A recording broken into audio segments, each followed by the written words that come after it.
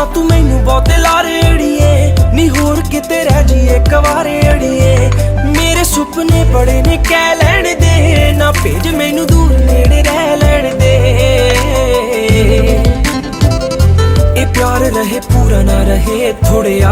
ਮੈਂ ਉਮਰਾਂ ਤਾਈਂ ਤੇਰੇ ਨਾਲ ਰਾਹਾਂ ਜੁੜਿਆ ਮੈਂ ਜਦੋਂ ਤੇਰੇ ख्वाबां वाली राह ਤੁਰਿਆ